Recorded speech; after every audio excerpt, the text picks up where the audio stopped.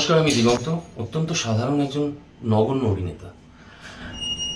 আমি কখনোই ফেসবুকে আসি না বা লাইভ করা এগুলোতে আমি একদমই পারদর্শী নই। ইনফ্যাক্ট সোশ্যাল মিডিয়াতে আমি খুব একটা পারদর্শী নই। কিন্তু আমি রিসেন্টলি কিছু কথা বলেছিলাম যেটা রিগার্ডিং ইন্ডাস্ট্রি এবং শিল্পীদের কথা মাথায় রেখে।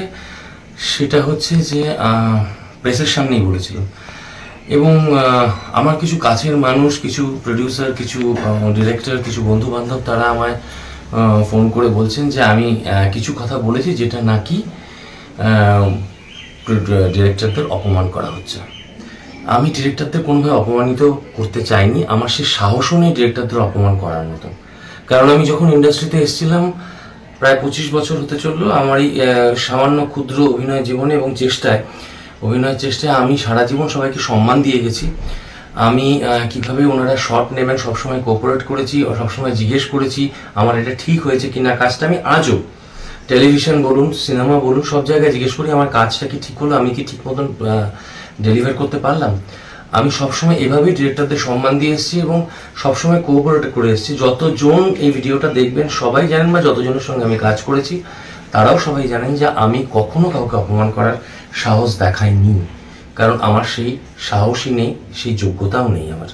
আমার শুধু এটুকুই বক্তব্য, আমি যেটা বলেছিলাম সেটা আমি ভেবেছিলাম যেটা যে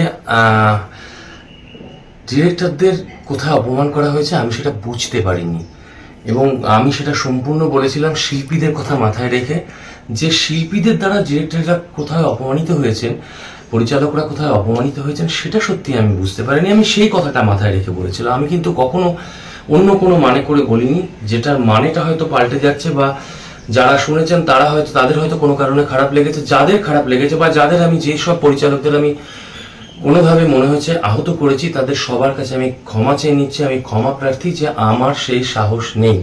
আমি কাউকে অপমান করিনি। ডিরেক্টরদের সঙ্গেই আমি এত বছর বেঁচে এসেছি। তারা সবসময় ক্যাপ্টেন অফ দি শিপ ছিলেন। আমার বক্তব্য ছিল টেলিভিশন নিয়ে। টেলিভিশন কেন বন্ধ হয়ে গেল হঠাৎ করে 3 দিন? কারণ আমরা সবাই পার ডে আর্টিস্ট। আমাদের কাজ বন্ধ হয়ে গেলে আমরা খেতে পাবো না, মানে আমাদের প্রবলেমটা অন্য জায়গায়। কারণ সত্যি সত্যি আমরা যারা কাজ করি তারা সবাই প্রতিদিন কাজ করলে প্রতিদিন পয়সা পাই। সেখানে 3টে দিন কাজ বন্ধ হয়ে গেলে সেটা সত্যি আমাদের পক্ষে খুব বিপজ্জনক। কারণ আমরা রেগুলার কোর্সে যেটা করি সেটা টেলিভিশন। কারণ আমাদের পারিবারিক সবার চাপ থাকে। আমার নিজের বাড়িতে আমার মা খুব অসুস্থ, আমার তার চাপ আছে। সেটা বলার উদ্দেশ্য নয়, কিন্তু আমি একটাই বলতে চাই, আমার এখনো বক্তব্য টেলিভিশন কেন বন্ধ হয়েছিল, টেলিভিশনটা বন্ধ হলে আমাদের কতটা ক্ষতি হয়েছে সেটা। আমি কোনো ডিরেক্টর, কোনো পরিচালকদের অপমান করতে চাইনি। আপনারা প্লিজ আমায় ভুল বুঝবেন না। সবাই ভালো থাকুন। আশা করি খুব তাড়াতাড়ি আমাদের ইন্ডাস্ট্রির সমস্যা মিটে যাবে এবং সবাই আমরা আবার একসঙ্গে কাজ করব। প্লিজ কেউ ভুল বুঝবেন না।